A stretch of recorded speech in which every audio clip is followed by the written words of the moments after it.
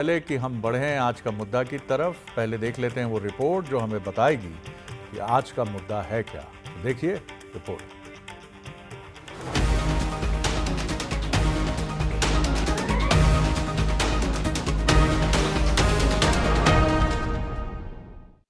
हिंदुस्तान का एक्सरे करा लेते हैं। कैसे कराते हैं? जाति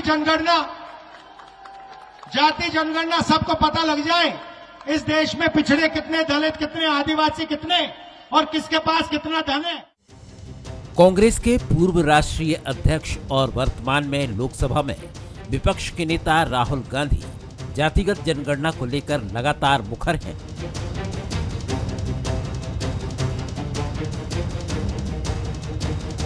वो किसी भी कीमत पर जातिगत जनगणना कराने की बात कई बार कह चुके हैं। राष्ट्रीय स्तर पर कांग्रेस की तरफ से लगातार की जा रही इस मांग का असर मध्य प्रदेश कांग्रेस पर भी दिखने लगा है। एमपी कांग्रेस प्रदेश में ओबीसी लीडरशिप को और धार देने की दिशा में आगे बढ़ रही है। खबर है कि जल्द ही घोषित की जा रही जीतू पटवारी की नई टीम में 50% से ज्यादा ओबीसी नेताओं को जगह मिल सकती है।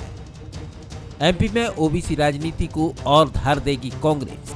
पीसीसी की नई कार्यकारिणी में होंगे 50% ओबीसी। बीजेपी की ओबीसी राजनीति को काउंटर करने की कवायद। ओबीसी वर्ग से आते हैं पीसीसी चीफ जीतू पटवारी। कांग्रेस के 6 बड़े संगठन के मुखिया ओबीसी। ओबीसी वर्ग से ही महिला कांग्रेस अध्यक्ष विभा पटेल, यूथ कांग्रेस अध्यक्ष मितेंद्र सिंह भी ओबीसी। सेवादल के संगठक योगेश यादव भी ओबीसी। ओबीसी वर्ग से हैं एनएसयूआई के प्रदेश अध्यक्ष आशुतोष चौकसे। किसान कांग्रेस अध्यक्ष दिनेश गुर्जर भी ओबीसी। दरअसल प्रदेश में बीजेपी की सियासत में ओबीसी नेता ही केंद्रीय भूमिका में रहे हैं। 2003 से बीजेपी ने अभी तक सारे मुख्यमंत्री ओबीसी वर्ग से ही दिए हैं। ऐसे में कांग्रेस बीजेपी की ओबीसी राजनीति को काउंटर करने के लिए नए प्लान पर काम कर रही है। इसको लेकर सियासी तीर भी खूब चल रहे हैं। आज 20 साल निकल गए, कांग्रेस अपने जिला अध्यक्ष नहीं बना पा रही, कांग्रेस प्रदेश की टीम नहीं बना पाई। कई मुख्यमंत्री आकर चले गए, पीसीसी अध्यक्ष आके चले गए। जीतू पटवारी जी को आए हुए भी 6 महीने हो गए हैं और टीम का कोई अता पता नहीं है। अब ओबीसी का नाम लेकर जीतू पटवारी जी अपना मुंह बचाना चाह रहे हैं। असल में जूतम पैजार की स्थिति है। कोई कमलनाथ गुट का है, कोई दिग्विजय सिंह गुट का है, कोई जीतू पटवारी गुट का है, कोई उमंग सिंगार गुट का। ओबीसी के भी जगह मिलेगी, सामान्य को भी मिलेगी, सभी को मिलेगी, एससी एसटी को भी मिलेगी। क्योंकि स्थिति क्या है, आज समाज के अंदर ओबीसी का इतना वर्चस्व हो चुका है कि समाज की 85% कम्युनिटी ओबीसी में आती है। तो वही लोग तो राजनीतिक क्षेत्र में काम करते हैं, इसलिए लोग कहते हैं ओबीसी को महत्व मिलेगा। सवाल ओबीसी को नहीं, सभी को महत्व मिलेगा, लेकिन ओबीसी को अपना स्थान मिलेगा। विधानसभा चुनाव में मिली करारी हार के बाद कांग्रेस ने युवा चेहरों को प्रदेश की कमान सौंपी थी, जिसमें पीसीसी चीफ तो ओबीसी वर्ग से थे, लेकिन नेता प्रतिपक्ष आदिवासी वर्ग से तो उपनेता प्रतिपक्ष ब्राह्मण समुदाय। अब वक्त की नजाकत और भविष्य की राजनीति रणनीति पर आगे बढ़ते हुए कांग्रेस में भी खूब शोर सुनाई दे रहा है। इस शोर के बीच कांग्रेस का पूरा जोर ओबीसी पर है। नमस्कार, आज का मुद्दा में आपका बहुत बहुत स्वागत है। मैं हूं शरद द्विवेदी और आज का मुद्दा है कांग्रेस में शोर, ओबीसी पर जोर। जी हां, ये है हमारा आज का मुद्दा। और अब ये बात बहुत साफ है कि कांग्रेस और उसके सहयोगी दल, जिनको आप इंडिया गठबंधन कहते हैं, ये तय कर चुके हैं कि बीजेपी के सामने, या सो कॉल्ड जो आरोप भी है इनका कि बीजेपी की धर्म की राजनीति के सामने हम लाएंगे जाति की राजनीति। और जनगणना का जो मुद्दा है, जातिगत जनगणना का, जोड़ने वाले उसको रिसेंटली सुप्रीम कोर्ट के उस फैसले से भी जोड़ते हैं जहां आरक्षित वर्ग में भी क्रीमी लेयर और वो वर्ग जो अभी भी संघर्ष कर रहा है उसके बीच के अंतर को स्पष्ट करने की बात, कि जो धनाढ्य होता चला जा रहा है, फायदा ले रहा है, वो तो आगे बढ़ गया, लेकिन जो पीछे छूटा है उसका क्या भैया, उसकी आवाज़ कौन बनेगा। तो कांग्रेस इन तमाम मुद्दों को लपकने की कोशिश कर रही है और यही वजह है कि कहीं ओबीसी है, कहीं अनुसूचित जाति है और कहीं अनुसूचित जनजाति। पहले देखिए मंसल न्यूज़ के सुलगते सवाल, क्या कांग्रेस भी बीजेपी की तर्ज पर राजनीति के ओबीसी मॉडल, या दूसरे शब्दों में कहे तो जाति के मॉडल पर आगे बढ़ रही है। दूसरा सवाल, क्या ओबीसी को ज़्यादा तरजीह देने से कांग्रेस में सर फुटबॉल नहीं होगा। और third and final, question, Congress की ओबीसी रणनीति से बीजेपी को कोई फर्क पड़ेगा? ये 3 सवाल हम आपके सामने रख रहे हैं। चलिए मेहमानों की तरफ चलते हैं। जो मेहमान हमारे साथ हैं वो हैं Yashpal Singh Sisodia, senior leader BJP के, पूर्व विधायक हैं। बहुत स्वागत करता हूं यशपाल जी आपका। शैलेंद्र पटेल जी हैं, पूर्व विधायक हैं, सीनियर लीडर हैं कांग्रेस के, उनका बहुत स्वागत करता हूं।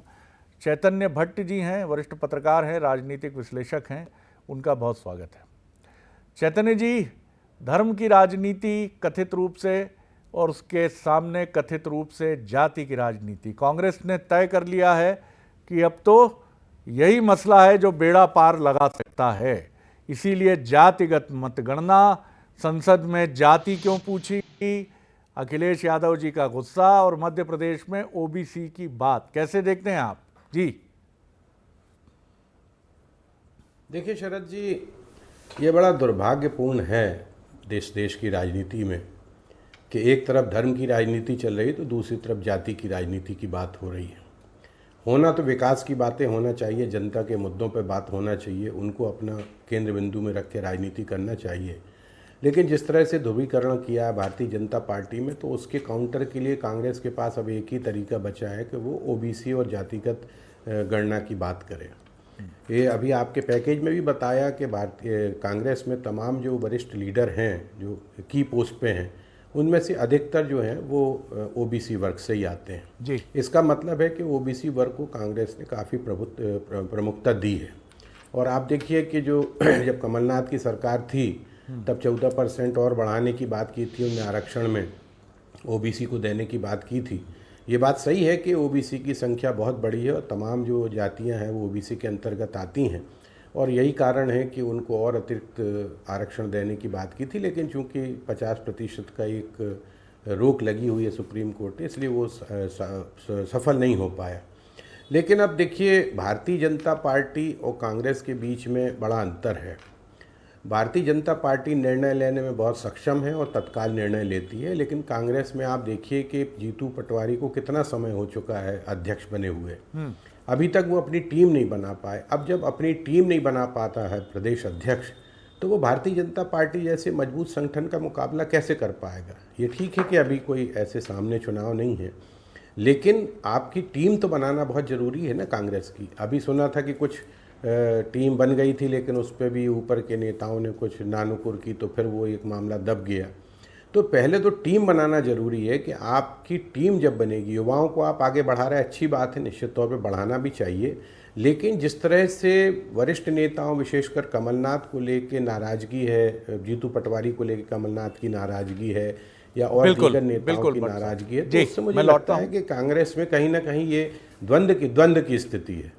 बिल्कुल, लेकिन 2 चीज़ें हैं। जैसा वो शेर कहता है कि महबूब पहली सी मोहब्बत न मांग, तो कांग्रेस में अनुशासन की मांग वही है कि पहली सी मोहब्बत न मांग, और बीजेपी में आप ये कह दें कि खुला खेल फरुक्काबादी, जो मन में आए बोलिए, ओपन फोरम है पार्टी में, ये संभव नहीं है। ये पहली मोहब्बत मांगने की तरह है।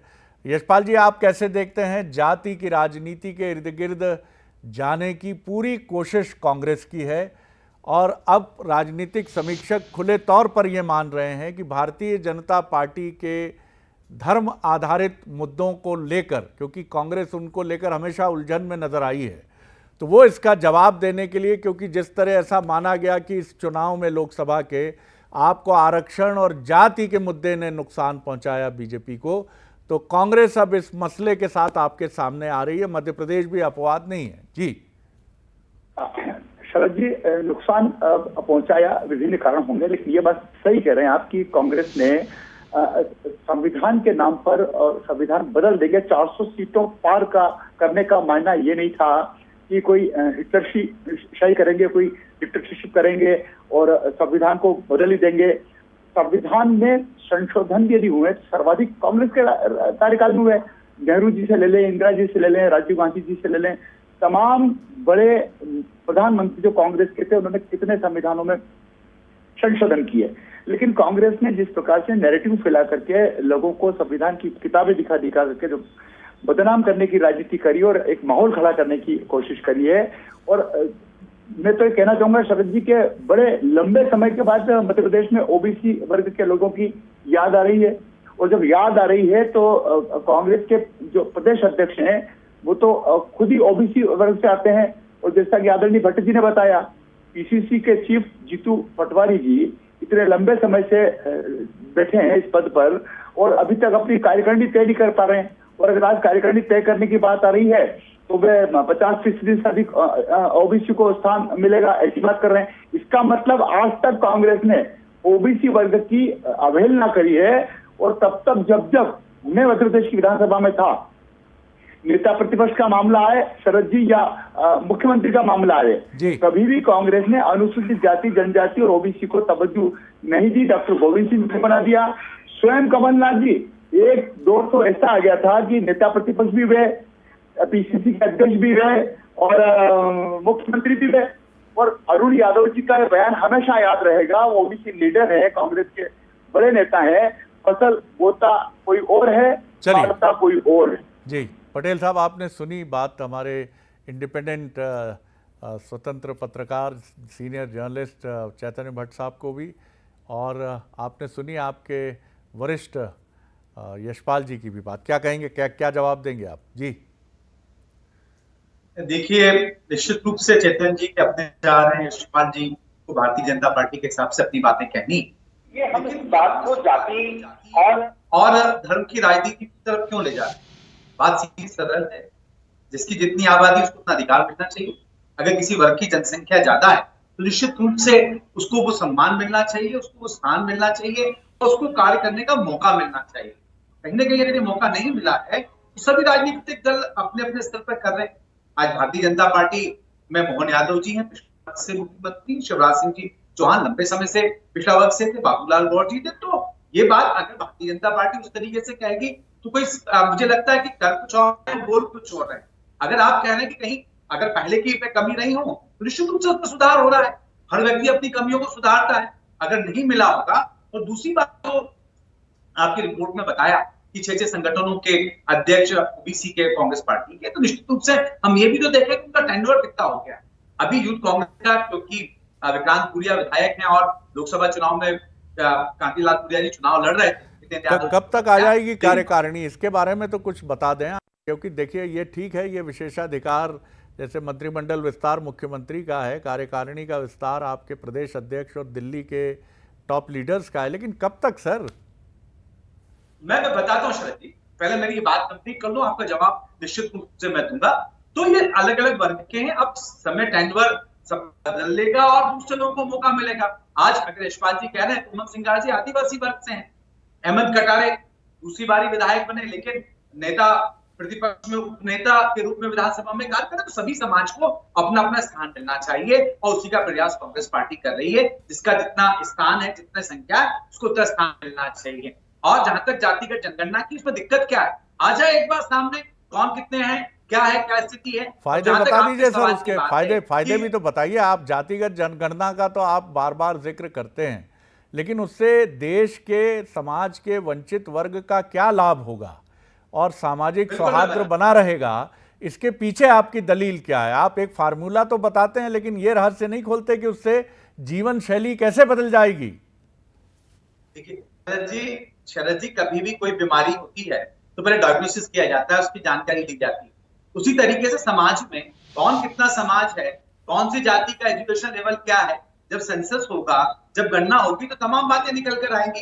कौन कितना पीछे रह गया है, कहां पर क्या उनकी शैक्षणिक योग्यताएं क्या है, कितने लोग व्यवसाय में आए, कितने लोग नौकरी पेशा हैं, ये सब निकल कर आएगा। और जो वंचित रह गए हैं, जो पीछे रह गए हैं, उनको उस स्थान पे पहुंचाने की बात आएगी। दूसरी बात जो है, कहीं ना कहीं कोर्ट इंटरवीन करता है शरद जी, जब आरक्षण के बढ़ाने की बात आती है और वो ये कहते हैं कि आप जनसंख्या तो लाइए, आप जनसंख्या वाली बात लेकर नहीं आएंगे, तो कहीं ना कहीं वो समस्या भी आती है। तो जब तक वो सेंसस में हम जनगणना नहीं करेंगे तो ये समस्या का समाधान नहीं होगा। चैतन्य जी, आपको याद होगा 2003 का चुनाव, मध्य प्रदेश में दलित एजेंडा की बड़ी चर्चा थी। शैलेंद्र जी को भी याद होगा और यशपाल जी भी बहुत सीनियर लीडर हैं, उनको भी बखूबी याद होगा। और ये दलित एजेंडा निर्भर इस पर था कि गांव की जो चरनोई की भूमि है उस भूमि का वितरण समाज के वंचित वर्ग यानी अनुसूचित जाति वर्ग को किया जाए। और ये एक विवाद की स्थिति बन गया जो शायद इसके निर्मित करने वालों ने नहीं सोचा होगा। ओबीसी और एससी के बीच में टकराव का कारण बन गया और शायद ये एक बड़ा कारण पराजय का भी था कांग्रेस की। आज मैं नहीं कह रहा कि सुप्रीम कोर्ट का जो फैसला आया है वो बिल्कुल ठीक बात है, लेकिन ये मसला कि जिनको हम आरक्षण का लाभ दे रहे हैं उनमें जो बहुत कम इसके लाभार्थी हैं वो कौन है, इसको ढूंढते समय हमें ये भी ध्यान रखना होगा कि उन्हीं वर्गों में समरसता भी बनी रहे। ऐसा ना हो कि एक कन्फ्रंटेशन का कहीं मामला बन जाए। इसको आप कैसे देखते हैं? ये बहुत संवेदनशील विषय जी। नहीं, देखिए, ये जातिगत जनगणना जो है बहुत ही, आप बिल्कुल सही कह रहे हैं कि बहुत संवेदनशील मुद्दा है, इसमें कोई संदेह की बात नहीं है। क्योंकि कितनी तरह की जातियां, एक जाति में भी कई उपजातियां हैं, उनको आप कैसे बाइफरकेट कर पाएंगे? तो ये जो मुद्दा है, देखिए, सबसे बड़ी बात ये है कि जातिगत जनगणना होगी कि नहीं होगी, ये तो एक भविष्य का सवाल है। ये एक राजनीतिक हथियार है कांग्रेस का, जो भारतीय जनता पार्टी के धार्मिक ध्रुवीकरण के खिलाफ खड़ा करने के प्रयास किया जा रहा है। अभी तो आप देखिए कि 2011 के बाद 2021 में जनगणना होनी थी, सेंसस होना था, वो नहीं हुआ है। अभी तो जब ओरिजिनल जनगणना नहीं हुई तो फिर जातिगत जनगणना की बात ही नहीं कर सकते हम। अगर उसी में जातिगत जनगणना हो जाती है तो फिर इसकी ज़रूरत नहीं है। लेकिन जैसा कि अभी यशपाल जी भी बोल रहे थे कि जो कांग्रेस ने एक नैरेटिव सेट कर दिया था, संविधान बदल देंगे, तो उनके नेताओं ने ही तो स्पष्ट तौर पे बयान दिया था कि आप 400 पार करवा दो, हम संविधान बदल देंगे। उसमें आपके जो लल्लू सिंह हैं अयोध्या से जो हारे हैं, वो सबसे प्रमुख नेता माने जाते हैं।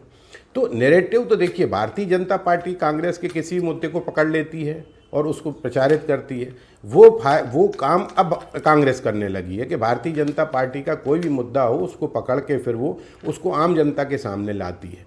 तो ये तो राजनीति में चलता है। अगर सत्ता की लड़ाई आप लड़ रहे हो तो इस तरह से एक दूसरे की जो कमजोरियां हैं उनको जनता के सामने लाना जरूरी है। लेकिन मुझे लगता नहीं कि जातिगत जनगणना से कोई बहुत बड़ा फ़ायदा होने वाला है, क्योंकि इतनी जातियां हैं, आदिवासियों की अलग जातियां हैं, उनका आप कैसे गणना करोगे? दीगर जो जातियां हैं, ओबीसी की अलग है, एससी एसटी में भी बहुत सी जाति होती हैं, उनकी किस तरह से गणना होगी, कैसे उसको बाइफरकेट किया जाएगा? ये बड़ा कठिन सवाल है। मुझे लगता है कि कांग्रेस इस मुद्दे को सिर्फ राजनीतिक हथियार के रूप में प्रेषित कर रही है आम जनता के सामने। इसका कोई बहुत ज़्यादा मुझे लगता नहीं कि इसका कोई बहुत ज़्यादा प्रभाव पड़ेगा। जी, और संविधान सबको एक इक्वल राइट देता है। आप में से कुछ लोगों ने अगर नहीं पढ़ी है, एक बड़ी चर्चित पुस्तक है, बिहार में एक समाज के कमज़ोर तबके की जाति है मुसहर, इनको मुसहर कहा जाता है। और इसी से आने वाले एक लेखक जो हैं तुलसी, उनका पूरा नाम क्षमा कीजिएगा मैं याद नहीं, उनका एक उपन्यास है मुर्दहिया। ये जाति कहा जाता है कि आज भी गांव में अगर कोई पशु मवेशी की मृत्यु होती है तो इनके यहाँ भोज की स्थिति बनती है। ये उस उपन्यास का वास्तविक कथा चित्रण है। तो समाज के इन लोगों को पहचानना और इनको मुख्य धारा में लाना, इसके लिए जातिगत जनगणना जरूरी है। ये क्या अभी आप नहीं देख सकते हैं यशपाल जी? क्या आपके सामने नहीं है कि समाज आज, मायावती जी उसी वर्ग से आती हैं, वो कहाँ पहुँच गई हैं, कहाँ उनका रुतबा है और वो क्या कर रही हैं इस वर्ग के लिए? ये मैं इस पर टिप्पणी नहीं करूँगा, ये समाज और समीक्षक देखेंगे। जी यशपाल जी। आपका धन्यवाद ज्ञापित करना चाहता हूं। जाति में देश को बांटना, जाति में प्रांत को बांटना और जातिगत राजनीति के आधार पर राजनीति करने वाले दलों के और नेताओं के क्या हश्र हो गए हैं, जिसका उल्लेख आपने किया है। और देखिए, हम पूछना चाहेंगे, प्रतिप्रश्न करना चाहेंगे शैलेंद्र जी आपसे भी, कि आपके दल के वे पूर्व प्रधानमंत्री, उनमें नेहरू जी भी और राजीव गांधी जी भी, उन्होंने तो जनगणना को लेकर के और अपना विरोध प्रकट किया, पक्ष में नहीं थे। अचानक राहुल जी को ये कहां से दिलो दिमाग में आ गई और यहां तक आ गई कि सदन के फ्लोर पर लोकसभा में वित्त मंत्री महोदया बजट जब सामान्य रूप से प्रस्तुत करते हैं, वहां की परंपरा है कि हलवा खिलाया जाता है। अब राहुल गांधी जैसे व्यक्ति फोटो दिखा करके, पोस्टर दिखा करके ये बताते हैं कि इसमें कौन कौन सी जाति के लोग खड़े हैं, कहाँ है ओबीसी के लोग, कहाँ है एससी एसटी के लोग। अब आप एक तरफ तो इस प्रकार की हरकत कर रहे हैं, इस प्रकार की ऐसी बातें कर रहे हैं जिसका उस हलवे से कोई रिलेवेंट ही नहीं था। आपकी जात पूछ ली अगर अनुराग ठाकुर जी ने, तो आप भड़क गए। तो आप किन किन लोगों को भड़काएंगे देश में? जब आप जाति गणना की बात करेंगे तो जाति गणना को लेकर के राहुल जी आपको तो बड़ी सदन में तकलीफ हो गई अनुराग ठाकुर जी की बात से, और आप एक तरफ कहते हैं कि हम जाति गणना कराएंगे, और भट्ट जी ने बहुत ठीक बात कही, जाति गणना के कराए जाने से इस देश का क्या लाभ होगा? सर्वे भवन्तु सुखिनम हम विश्वास करते हैं, विश्व का कल्याण हो इस बात की हम बात करते हैं।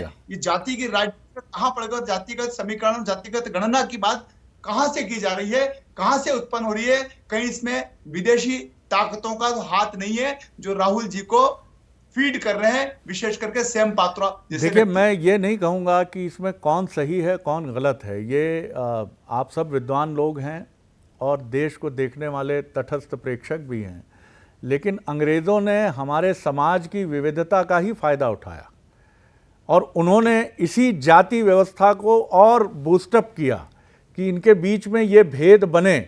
और इसीलिए आज भी माफ़ कीजिएगा, भारत में कहा जाता है कि ये जो दस्तूरी की प्रथा है ये अंग्रेज दे कर गए हैं, क्योंकि वो मानते थे कि हमारे साथ अगर आपको टेनिस खेलना है, क्रिकेट खेलना है या गोल्फ खेलना है तो आपको ICS उत्तीर्ण करना होगा, फटाफट खटाखट अंग्रेजी बोलना होगा।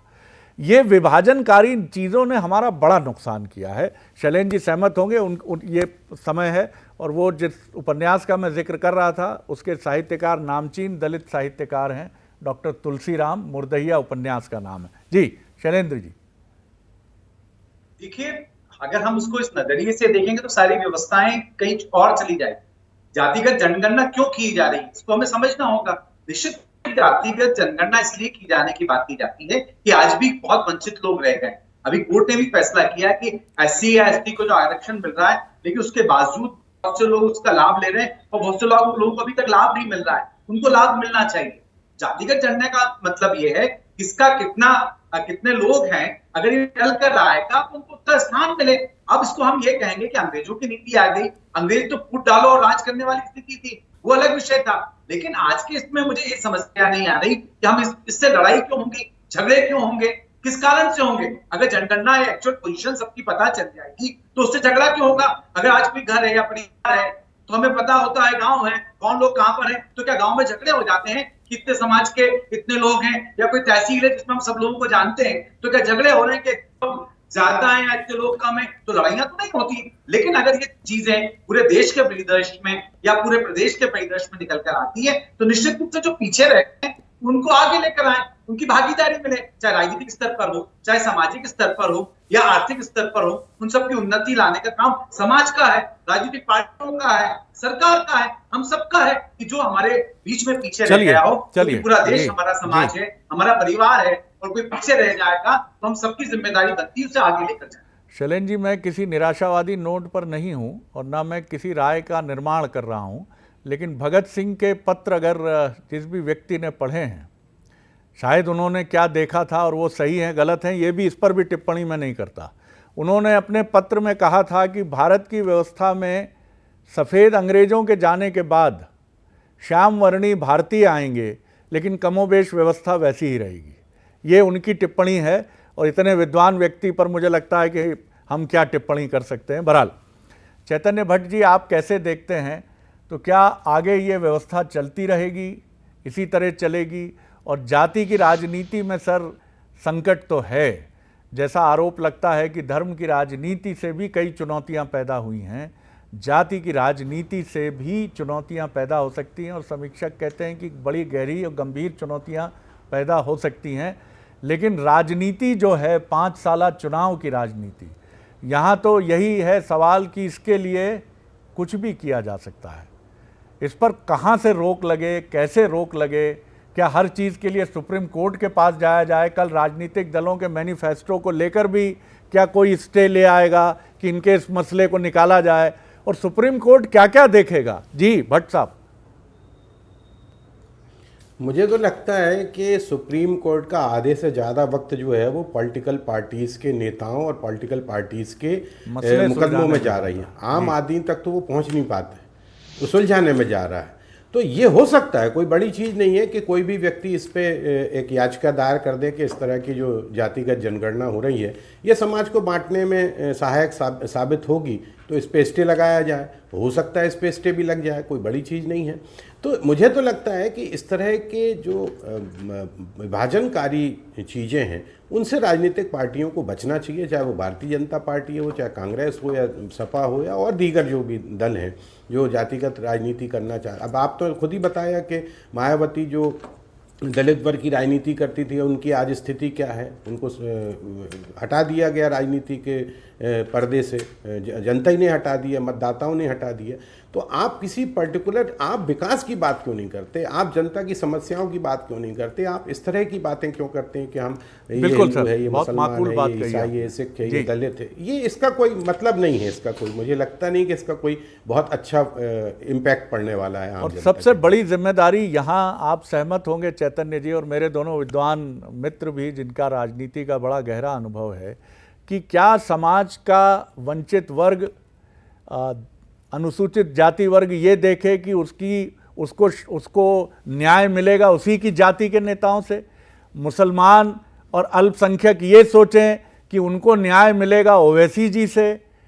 कांग्रेस और बीजेपी के कंधों पर क्या ये बड़ी जिम्मेदारी नहीं है कि वो देश की हर जाति, हर वर्ग को अपने साथ लेकर चलें? अभी थोड़ी देर बाद आप जो कार्यक्रम देखेंगे अफसरनामा, उसमें मध्य प्रदेश के एक सीनियर, जो मध्य प्रदेश के ही निवासी हैं, युवा लेकिन सीनियर आईएएस ऑफिसर से हमारी बात हुई। मैंने उनसे पूछा कि आप एक मध्यम वर्गीय परिवार से आप वहाँ पहुँचे आईएएस में, और आईआईटी खड़गपुर और आईआईएम बेंगलुरु, तो नॉलेज, जब आप इतने सारे लोग इकट्ठे होते हैं और उसमें कई रईसों के बच्चे होते हैं, तो आप लोगों में अंतर नहीं होता? उन्होंने कहा नहीं, ज्ञान की दुनिया में कोई भेदभाव नहीं है।